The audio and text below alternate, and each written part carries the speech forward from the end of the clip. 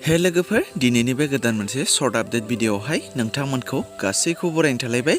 स' लोगोफोर दिनैनि बे भिडियोनि गिबि आपडेटआवनो दङ। स' फाइनाली बे बोसोराव मेहेरगोनां फिल्म प्रडाक्शन बेनारनिफ्राय गोदानै फैनो गोनां बर'नि थै आबुं बर' सावथुननि ट्रेलार भिडियोखौ बिथांमोना मैया बेखेवनानै होबाय दे लोगोफोर आरो बिथांमोननिनो मेहेरगोनां फिल्म चेनेलावबो बिथांमोना बे ट्रेलार भिडियोखौ हगारनानै होबाय। स' नोंथांमोना सोरबाफोर दासिमाव बे बर'नि थै आबुं बर' सावथुननि ट्रेलार भिडियोखौ नायाखैब्ला मेहेरगोनां फिल्म चेनेलाव थांनानै बयबो नायहैदो आरो बे सावथुनखौ फैगौ सेप्तेम्बर दाननि 13 खालारावनो आबुङै रिलिज खालामनानै होसिगोन दे लोगोफोर। आरो बे बर'नि थै आबुं बर' सावथुननिनो स्क्रिप्ट आरो डाइरेक्सनखौ होदों सपन कुमार ब्रह्म बिथाङा आरो प्रडिउसखौ खालामदों रोंसार मुसाहारि बिथाङा। स' लोगोफोर बे फैनो गोनां बर'नि थै आबुं बर' सावथुना मोनसे बर' हारिनि जारिमिनजों लोब्बा थानाय सावथुन दे लोगोफोर आरो बेयाव माखासे बर'नि गोदान गोजाम गोबांथार फाव खालामगिरिफोरनि फाव खालामनायखौ नुनो मोनगोन आरो बे बर'नि थै आबुं बर' सावथुनावनो बर'नि गेजेराव दासिमाव बयनिख्रुइबो बांसिन फाव खालामगिरिफोर फाव खालामनाय सावथुन जागोन आरो बयनिख्रुइबो गोलावसिन सावथुनबो जागोन। स' बिथांमोननि ट्रेलार भिडिअ'आनो 6 मिनिटखा आरो नोंथांमोना जायफोरा दासिमबो बे ट्रेलार भिडिअ'खौ नायाखै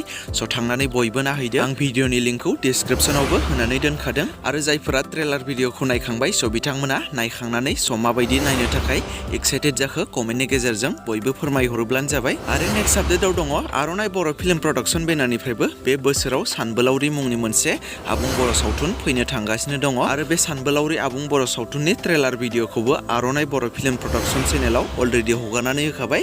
स' दासिमाव नोंथांमोना सोरबाफोर नायाखैब्ला बयबो नायहैब्लानो जाबाय। जाय सावथुननि स्क्रिप्ट आरो डाइरेक्सनखौ होदों गोजोन बर' बिथाङा आरो प्रडिउसखौ खालामदों अनजालु बसुमतारी बिथाङा आरो बे सानबोलावरि आबुं बर' सावथुननि फाव खालामगिरिफोरानो जादों सोरां फुजा जन्मनि बिरमल प्रदीप दांखोलोदो दैमु बिष्णु राकेश आरो माखासे गोबांथार फाव खालामगिरिफोरनि फाव खालामनायखौबो बे सानबोलावरि आबुं बर' सावथुनाव नोंथांमोना नुनो मोनगोन दे लोगोफोर। स' नोंथांमोना जाय ट्रेलार भिडिअ'खौ नायखांबाय स' बिथांमोना मिथिखागोन आरो जायफोरा नायाखै स' बिथांमोना आर'नाइ बर' फिल्म प्रडाक्शन चेनेलाव थांनानै बयबो नायहैब्लानो जाबाय।